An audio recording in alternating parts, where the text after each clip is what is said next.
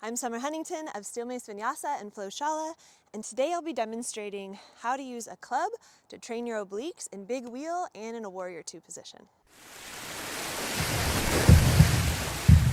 Let's start with a 10-pound club. So for our standard big wheel in mountain pose, you'll start with your club in a reverse guard position. Bottom hand closest to the knob, elbow is married to the rib. Top hand faces away, grip confirmation. See that the forearm is down below the chin and engage your glutes lightly here. Once you're here, you can start by just arcing your club, just moving the club in sort of like a rainbow arcing pattern. When you're ready, if you're ready and you don't have any contraindications or low back issues or disc issues, you can cartwheel the mace over and see how my spine just bent a little bit there, or a side bend, lateral flexion, or a side bend. And what this does is it elongates my obliques on the side that I'm stretching, and then I contract my obliques to bring me back to the reverse guard position here. When I double my speed, I quadruple my force. So more load going to the obliques. You can try this on both sides. You can do this from a standing position, a kneeling position, or even a kneeling lunge position. It's kind of nice. But for now, for the sake of time, I'll just demonstrate it from the standing position. Now, here's where things get interesting. So if you want to bring it into yoga asana, you might try it with a lighter mace.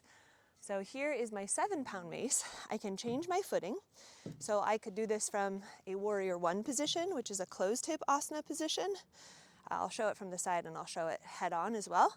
So from the side, pointing straight ahead, I've got my elbow married to my rib in reverse guard position here, and then I'm hitting my lateral bend, but I'm now in this warrior one position. So now way more balance is required, more core activation to avoid toppling over. And because I have a wider base of support, it's a more complex exercise. So from head on, it would look like this. I come to my reverse guard position. I'm in a warrior one leg stance, maintaining that front knee bend. My back foot is 45 degrees. I cartwheel my mace over, feeling that side bend stretch.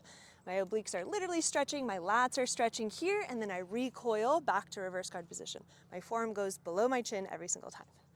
I add a power breath, double exhale here. The next layer of complexity would be taking this into an open hip yoga posture or yoga asana. Open hip simply means that there's external rotation in the ball and socket joint. So here is a standard open hip posture, warrior two.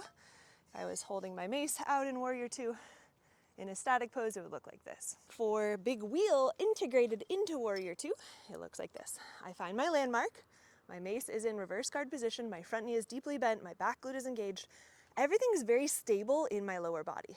From here, I can start with just the mace cartwheeling, no spine, for my level one, just making sure I understand that path in my body, really challenging my proprioceptive awareness, my ability to sense where my body is in the next progression.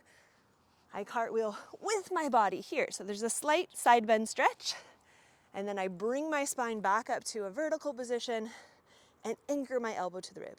Let's go slow. Cartwheel, bring the mace with you, elbow brushes inside of rib. This load right here is increasing my mobility in my front hip rotators, and then I pull back to the starting position. I'm training that elasticity and that recoil. Stretch, contract. Big stretch, contract and stabilize.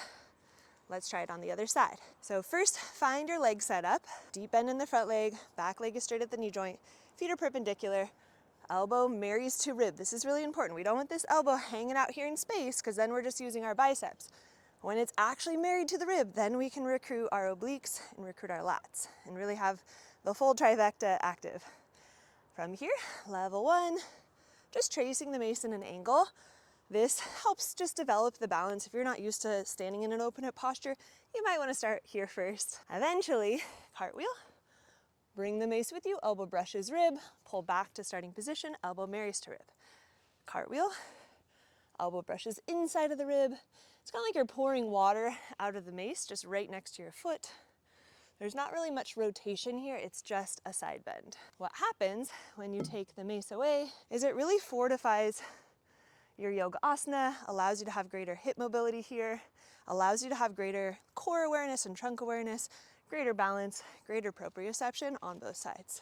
Also, if you have asymmetries in your body, training with load is going to help you really work out the asymmetries both in your hips, your trunk, if you have asymmetries in your trunk, your spine, your core, your back. It's gonna help resolve those pretty dang quick. Check out the online programs, check out the retreats and workshops we have planned for the year. A couple websites, Shala and Mace Vinyasa. Find me on the Instagram, say hello, and I hope you found this valuable.